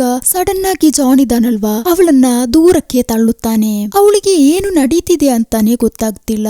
ಅದೇ ಸಮಯ ಶೋಭಾ ಇದ್ದಾಳಲ್ವಾ, ವೇಲು ತಲೆಗೆ ಒಂದು ಫ್ಲವರ್ ಪಾಟ್ ನಿಂದ ಹೊಡೆದು ಕೆಳಗಡೆ ಹಾಕಿ ಅವಳು ಬರ್ತಾಳೆ. ಜಾನ್ ಸ್ವಲ್ಪ ಹೊತ್ತು ಮುಂಚೆ ಜೆರ್ರಿಯನ್ನ ಹೊಡೆದ ವ್ಯಕ್ತಿಗೆ ಏನೋ ಸನ್ನೆ ತೋರಿಸಿದಾಗ ಅವನು ಚಾಕು ತಗೊಂಡು ರೋಸ್ಲಿಂದು ನೇರವಾಗಿ ಬರ್ತಾನೆ. ಅವಾಗ ಶೋಭಾ ಅಲ್ಲಿಗೆ ಬಂದ್ಬಿಟ್ಟು, ಲೋ ಏನು ಮಾಡ್ತಿದ್ಯಾ, ಬೇಗನೆ ರೋಸ್ ಶೋಭಾಳ ಹತ್ತಿರ ಓಡಿ ಹೋದಾಗ ಅವಳು ಕೆನ್ನೆಗೆನೆ ಒಂದು ಬಾರಿಸಿ ತಳ್ಳಿ ಬೀಳಿಸ್ತಾಳೆ. ಅಲ್ಲ, ತಂದೆ ತಾಯಿ ಅವಳ ಜೊತೆ ಏನ್ ಮಾಡ್ತಿದ್ದಾರೆ ಅಂತ ಅವಳಿಗೂ ಗೊತ್ತಾಗುದಿಲ್ಲ, ನಮಗೂ ಗೊತ್ತಾಗುದಿಲ್ಲ. ಅವಾಗ ಆ ಒಂದು ಅಜ್ಞಾತ ಇದಾನಲ್ವಾ, ಅವಳು ನೇರವಾಗಿ ಚಾಕು ತಗೊಂಡು ಬರ್ತಾ ಇರ್ತಾನೆ. ಸಡನ್ ಆಗಿ ಜೆರ್ರಿ ಎದ್ದು ಬಿಟ್ಟು ಅವನನ್ನ ಶೂಟ್ ಮಾಡ್ತಾನೆ. ರೋಸ್ಲಿನ್ಗೆ ಏನೂ ಸಹ ಗೊತ್ತಾಗುವುದಿಲ್ಲ. ಅವಳು ಶೋಭಾಳನ್ನ ನೋಡಿ ಅಮ್ಮ ಅಂತ ಕರೆಯುವಾಗ, ಅಲ್ಲ ಅವಳು ನಿನ್ನ ಅಮ್ಮ ಅಲ್ಲ, ಅವಾಗ್ಲೇ ಅಮ್ಮನಿಗೆ ಅಲನ್ ಮೇಲೆನೆ ತುಂಬಾ ಪ್ರೀತಿ ಅಂತ ಒಮ್ಮೆ ರೋಸ್ ಹೇಳಿದ್ಲಲ್ವಾ. ಇವಾಗ್ಲೇ ಏನು ನಡೆದಿರೋದು ಅನ್ನೋ ಒಂದು ಫ್ಲಾಶ್ ಬ್ಯಾಕ್ ನ ನಾವು ನೋಡ್ತೀವಿ. ಜೆರ್ರಿ ಒಬ್ಬ ಪೊಲೀಸ್ಗಾರ. ಅವಾಗ ಹೈಯರ್ ಆಫೀಸರ್ಸ್ ಕರೆಸಿ ಜಾನ್ ಹಾಗೂ ಶೋಭಾಳ ಫೋಟೋ ತೋರಿಸಿ ಇವರಿಬ್ಬರು 2-3 ಕ್ರೈಮ್ ನಲ್ಲಿ ಲಿಂಕ್ ಆಗಿದ್ದಾರೆ ಅಂತ ನಮಗೆ ಒಳ್ಳೆ ರೀತಿಯಲ್ಲಿ ಸೂಚನೆ ಸಿಕ್ಕಿದೆ. ಆನಿರಂಗ್ ಅನ್ನೋ ಒಂದು ಸ್ಥಳದಲ್ಲಿನೇ ಇವರು ಫಾರ್ಮ್ ನಡೆಸಿಕೊಂಡು ಜೀವಿಸ್ತಿದ್ದಾರೆ. ಇಲ್ಲಿಯ ಮುಖ್ಯವಾದ ಸಸ್ಪೆಕ್ಟ್ ಇವರೇ. ಹಾಗೆ ಡಿವೈಎಸ್ಪಿ ಜೆರ್ರಿಗೆ ಅವರ ಫ್ಲಾಶ್ ಬ್ಯಾಕ್ ಅನ್ನ ಹೇಳಿಕೊಡ್ತಾರೆ. 18 ವರ್ಷಗಳ ಮುಂಚೆ ಆನಿರಂಗ್ ಅನ್ನೋ ಒಂದು ಸ್ಥಳದಿಂದ ಸ್ವಲ್ಪ ದೂರದಲ್ಲಿ ಒಂದು ಕ್ರಿಶ್ಚಿಯನ್ ಫ್ಯಾಮಿಲಿ ಇತ್ತು. ತುಂಬಾನೇ ಆಸ್ತಿ ಇದ್ದ ಕುಟುಂಬವಾಗಿತ್ತು ಅವರದು. ತುಂಬಾ ವರ್ಷಗಳಾಗಿ ಈ ಶೋಭಾ ಅಲ್ಲಿಯ ಕೆಲಸಗಾರ್ತಿಯಾಗಿದ್ದಳು. ಆ ಒಂದು ಟೈಮ್ ನಲ್ಲಿ ಈ ಜಾನ್ ಅಲ್ಲಿಯ ಡ್ರೈವರ್ ಆಗಿ ಕೆಲಸ ಮಾಡ್ತಿದ್ದ. ಹಾಗೆ ಹೋಗೋ ದಾರಿಯಲ್ಲಿ ಶೋಭಾಳನ್ನ ನೋಡಿ ಇಬ್ಬರು ಲವ್ ಮಾಡಕ್ಕೆ ಶುರು ಮಾಡ್ತಾರೆ. ಅವರ ಲವ್ ಸ್ಟೋರಿ ಆ ಕುಟುಂಬದವರಿಗೆ ಗೊತ್ತಿತ್ತು.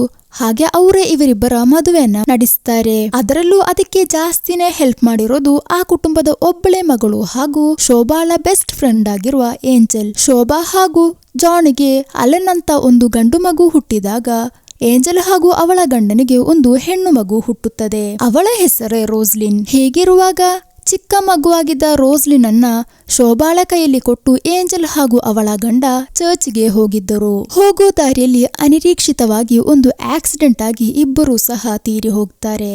ಆ ಕುಟುಂಬದ 3 ಸದಸ್ಯರು ತೀರಿ ಹೋದ್ರೂ ಸಹ ನಮ್ಮ ಏಂಜಲ್ ಜೀವಮರಣದ ಮಧ್ಯೆ ಹೋರಾಡಿ ತುಂಬಾನೇ ಹೆಡ್ ಇಂಜುರಿಯಿಂದ ಬದುಕ್ತಾಳೆ. ತನ್ನ ಎಲ್ಲಾ ಕುಟುಂಬಾಂಗಗಳು ತೀರಿ ಹೋಗಿ ತಾನು ಕೂಡ ಬದುಕಕ್ಕಿರುವ ಚಾನ್ಸ್ ತುಂಬಾನೇ ಕಮ್ಮಿ ಅಂತ ಗೊತ್ತಾದಾಗ ಏಂಜಲ್ ಒಂದು ನಿರ್ಧಾರವನ್ನ ತಗೋತಾಳೆ.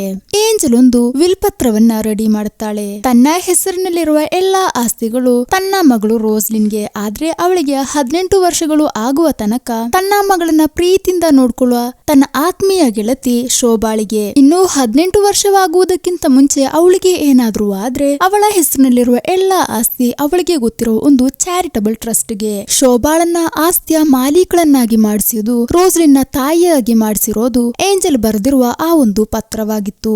ಆದ್ರೆ ಏಂಜಲ್ ಅನ್ಕೊಂಡಿರೋದು ತಪ್ಪಾಗಿತ್ತು. ಶೋಭಾ ಅವಳು ತೀರಿ ಹೋಗಕ್ಕೋಸ್ಕರ ಕಾಯ್ತಾ ಇದ್ದಳು. ಆದ್ರೆ ಅವಾಗ್ಲೇ ಏಂಜಲ್ ಮೆಲ್ಲೆ ಮೆಲ್ಲೆ ರಿಕವರ್ ಆಗ್ತಿರೋದನ್ನ ಶೋಭಾ ನೋಡ್ತಾಳೆ. ಜೀವನದಲ್ಲಿ ಮೊದಲನೇ ಬಾರಿ ತನ್ನ ಕೈಗೆ ಸಿಕ್ಕಿರುವ ಎಲ್ಲಾ ಆಸ್ತಿಗಳು ಕೈ ಬಿಟ್ಟು ಹೋಗ್ತಿರೋದು ಅವಳಿಗೆ ಸಹಿಸಕ್ಕೆ ಆಗ್ಲಿಲ್ಲ. ಹಾಗೆ ಜಾನ್ ಹಾಗೂ ಶೋಭಾ ಸೇರಿಸ್ಕೊಂಡು ಏಂಜಲನ್ನ ಆ ಮನೆಯೊಳಗಡೆ ಇಟ್ಕೊಂಡೆ ಕೊಲೆ ಮಾಡ್ತಾರೆ. ಆ ಘಟನೆಯ ನಂತರನೇ ಅವರು ಆ ಒಂದು ಸ್ಥಳದಿಂದ ಇವಾಗ ವಾಸವಾಗಿರುವ ಆನಿರಂಗ್ ಅನ್ನೋ ಒಂದು ಸ್ಥಳಕ್ಕೆ ಬರ್ತಿರೋದು. ರೋಸ್ಲಿನ್ ಹಾಗೂ ಅಲನ್ ಇವರಿಬ್ಬರ ಮಕ್ಕಳು ಅಂತ ಜನರನ್ನ ನಂಬಿಸಿ ಆ ಊರ್ನಲ್ಲಿ ಅವರು ವಾಸ ಮಾಡಕ್ಕೆ ಶುರು ಮಾಡ್ತಾರೆ. ರೋಸ್ಲಿನ್ಗೆ ಇವಾಗ 17 ವರ್ಷಗಳಾಯ್ತು. ಆದ್ರೆ ಅವಳಿಗೆ ಗೊತ್ತಿಲ್ಲ ಅವಳೊಟ್ಟಿಗೆ ಇರೋದು ಅವಳ ತಂದೆ ತಾಯಿ ಅಲ್ಲ ಅಂತ. ನಮಗೆ ಇಲ್ಲಿಯವರೆಗೆ ಸಿಕ್ಕಿರುವ ಲೀಡ್ಸ್ ಇಟ್ಕೊಂಡು ನೋಡುವಾಗ ರೋಸ್ಲಿನ್ಗೆ 18 ವರ್ಷಗಳಾಗುವಾಗ ಖಂಡಿತವಾಗಿಯೂ ಅವಳು ಕೊಲೆಯಾಗ್ತಾಳೆ. ಅವಳ ಹೆಸರಿನಲ್ಲಿರುವ ಆಸ್ತಿಗಳನ್ನೆಲ್ಲ ಶೋಭಾ ಹಾಗೂ ಜಾನ್ ಸೇರ್ಕೊಂಡು ಅವರ ಹೆಸರಿನಲ್ಲಿ ಮಾಡ್ಕೋತಾರೆ. ಅವಾಗ ಜೆರಿ ಕೇಳ್ತಾನೆ, ಸರ್ ಏನು ಅನ್ಕೊಳ್ಳಲ್ಲ ಅಂದ್ರೆ ಹೇಗೆ ನಿಮಗೆ ಈ ಇನ್ಫಾರ್ಮೇಶನ್ ಸಿಕ್ತು? ಅದು ವ್ಯಾಲಿಡಿಟಿ ಆಗಿರುವ ಒಂದು ಸೋರ್ಸ್ ಮೂಲಕನೇ ಸಿಕ್ಕಿರೋದು. ಅದರ ಜೆನ್ಯೂನಿಟಿ ನೋಡಕ್ಕೋಸ್ಕರನೇ ಜೆರಿಗೆ ಈ ಒಂದು ದೌತ್ಯವನ್ನ ನಾವು ನೀಡ್ತಿರೋದು.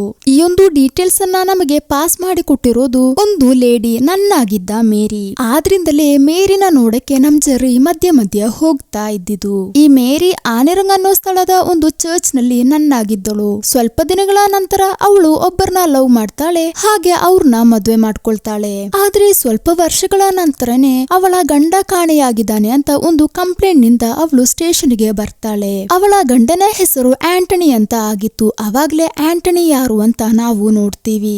ಏಂಜಲ್ ನ ಬಾಡಿಯನ್ನ ಡಿಸ್ಪೋಸ್ ಮಾಡಕ್ಕೆ ಹಾಗೂ ಎಲ್ಲಾ ಕ್ರೈಮ್ ಗಳಿಗೆ ಜಾನ್ದು ಒಂದು ನೆರಳು ತರ ಅಥವಾ ಒಂದು ಒಳ್ಳೆಯ ಕ್ರೈಮ್ ಪಾರ್ಟ್ನರ್ ಆಗಿ ಇದ್ದವನೇ ಈ ಆಂಟನಿ. ಕೆಲವು ವರ್ಷಗಳ ನಂತರ ಮೇರಿಯನ್ನ ಮದುವೆಯಾದಾಗ ಅವನ ಮನಸ್ಸಿನಲ್ಲಿ ಹಲವಾರು ಬದಲಾವಣೆಗಳು ಆಗುತ್ತದೆ. ಒಂದು ಒಳ್ಳೆಯ ನೆಮ್ಮದಿಯಿಂದ ಇರುವ ಜೀವನ ಅವನಿಗೂ ಕೂಡ ಆಸೆ ಇತ್ತು. ರೋಸ್ಲಿನ್ಗೆ 18 ವರ್ಷಗಳಾದ್ರೆ ಶೋಭಾ ಹಾಗೂ ಜಾನ್ಗೆ ಸಿಗುತ್ತಿರುವ ಆ ಒಂದು ದೊಡ್ಡ ಆಸ್ತಿಯಲ್ಲಿ ಒಂದು ಚಿಕ್ಕ ಪಾಲು ತನಗೂ ಹಾಗೂ ಮೇರಿಗೂ ಸಿಗುತ್ತದೆ ಅಂತ ಅವನು ತುಂಬಾನೇ ಖುಷಿಪಟ್ಟ.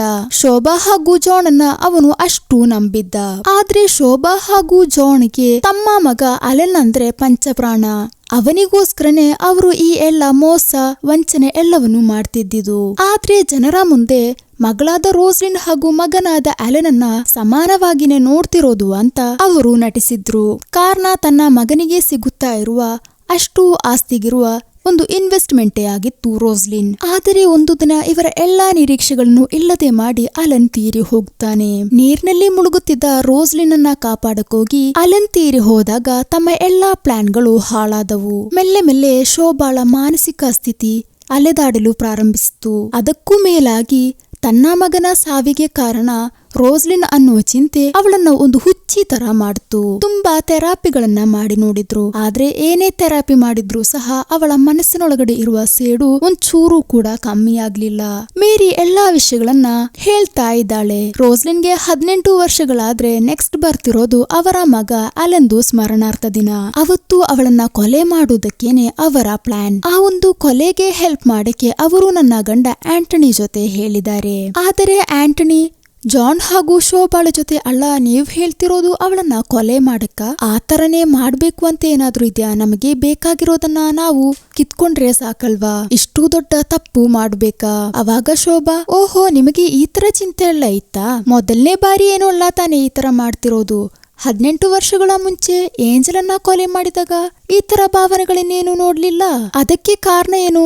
ಅವತ್ತು ಒಟ್ಟಿಗೆ ನಿಂತಾಗ ನಿನಗೆ ಒಳ್ಳೆ ರೀತಿಯಲ್ಲಿ ಲಾಭ ಸಿಕ್ತು, ಇನ್ನು ಇವತ್ತು ಸಹಾಯ ಮಾಡಿದ್ರೆ ನಿನಗೆ ಒಳ್ಳೆ ರೀತಿಯಲ್ಲಿ ಲಾಭ ಸಿಗುವುದಿಲ್ಲ ಅನ್ನೋ ಚಿಂತೆನ. ಅವಾಗ ಶೋಭಾ, ಇಲ್ಲಿ ಕೇಳು, ನನಗೆ ಇವತ್ತಾಗ್ಲಿ ಅವತ್ತಾಗ್ಲಿ ಯಾವುದೇ ರೀತಿಯ ಪಾಪದ ಹೊರೆ ಇಲ್ಲ.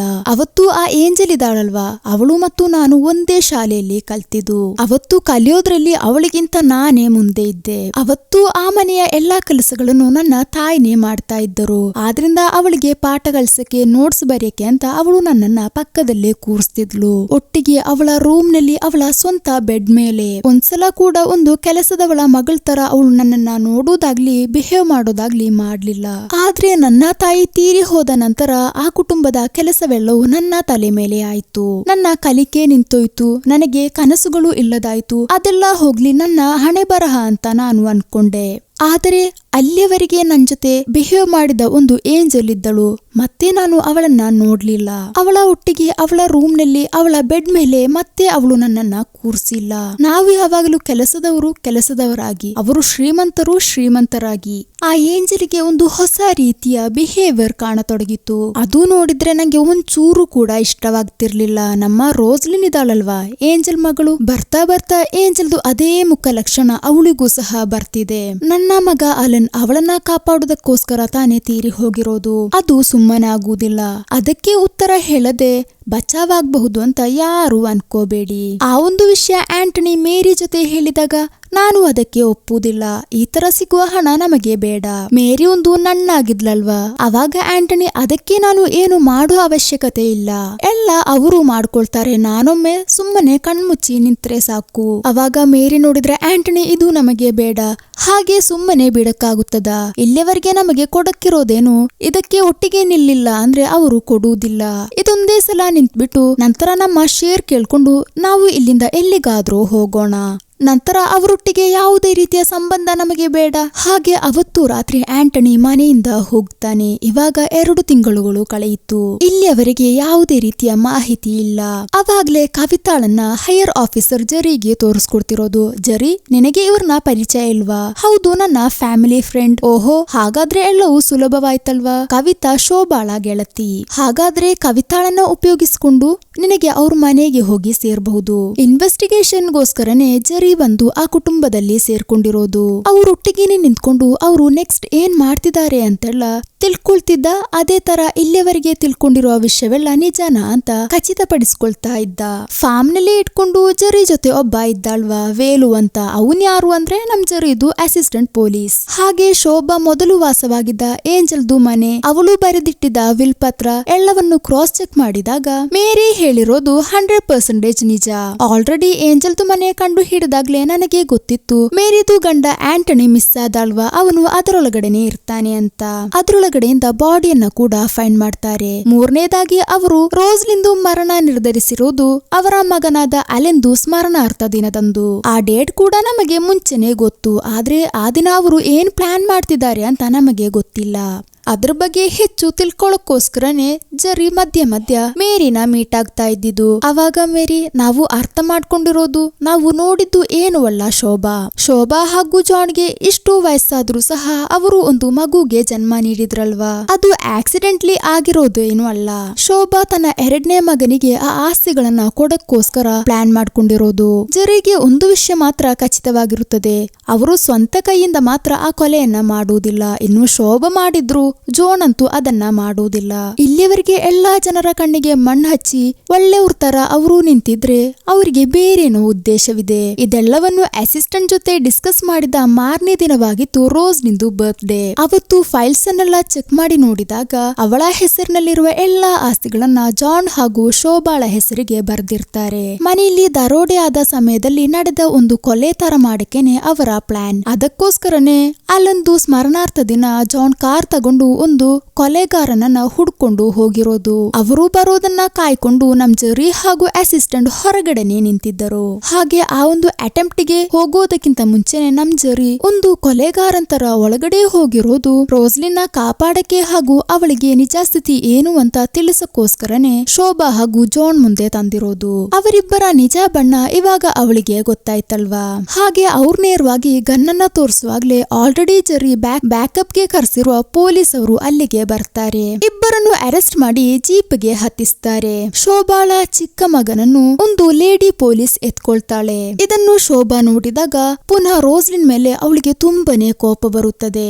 ಹಾಗೆ ರೋಸ್ಲಿನ್ ಗುರಾಯಿಸ್ಕೊಂಡು ನೋಡುವಾಗ ಜೆರ್ರಿ ಆಪೋಸಿಟ್ ಸೈಡ್ ನಿಂದ ಬಂದು ರೋಸ್ಲಿನ್ ಅನ್ನು ಪ್ರೊಟೆಕ್ಟ್ ಮಾಡ್ತಾನೆ. ಅವಳಾದ್ರೆ ಇನ್ನೂ ಇದೆಲ್ಲ ನಾನ್ ಕಾಣ್ತಿರೋ ಒಂದು ಕೆಟ್ಟ ಕನಸಾಗಿರಬಹುದಾ? ಹೀಗೆ ತೋರಿಸುತ್ತಾ ಈ ಒಂದು ಸೀರೀಸ್ ಇಲ್ಲಿಗೆ ಮುಕ್ತಾಯವಾಗುತ್ತದೆ. ಹೇಗಿತ್ತು ಗೆಳೆಯರೇ ಸ್ಟೋರಿ? ನೀವು ಸ್ವಲ್ಪ ಕೂಡ ಎಕ್ಸ್ಪೆಕ್ಟ್ ಮಾಡದ ಟ್ವಿಸ್ಟ್ ನಿಂದ ತಾನೇ ಈ ಒಂದು ಕತೆ ಮುಕ್ತಾಯವಾಗಿರೋದು. ಕತೆ ಇಷ್ಟವಾದ್ರೆ ನನ್ನ ಎಲ್ಲಾ ಗೆಳೆಯರು ವಿಡಿಯೋಗೆ ಒಂದು ಲೈಕ್ ಮಾಡಿ ಸಪೋರ್ಟ್ ಮಾಡಿ. ಯಾರಾದ್ರೂ ಈ ಟ್ವಿಸ್ಟ್ ಅನ್ನ ಮುಂಚೆನೆ ಎಕ್ಸ್ಪೆಕ್ಟ್ ಮಾಡಿದೀರಾ ಅಂತ ಕಮೆಂಟ್ ಮೂಲಕ ತಿಳಿಸಿ. ವಿಡಿಯೋನ ಫ್ರೆಂಡ್ಸ್ ಅಂಡ್ ಫ್ಯಾಮಿಲಿಗೆ ಶೇರ್ ಮಾಡಿ ಸಪೋರ್ಟ್ ಮಾಡಿ. ಇನ್ನು ಇದೇ ತರ ಒಳ್ಳೆ ಕತೆಗಳು ಮಿಸ್ ಆಗಬಾರದು ಅಂದ್ರೆ ಇವಾಗ್ಲೇ ನನ್ನ ಚಾನೆಲ್ಗೆ ಸಬ್ಸ್ಕ್ರೈಬ್ ಆಗಿ. ಹಾಗಾದ್ರೆ ಇನ್ನೂ ಒಂದು ಹೊಸ ಕಥೆಯಾಗಿ ನೋಡೋಣ.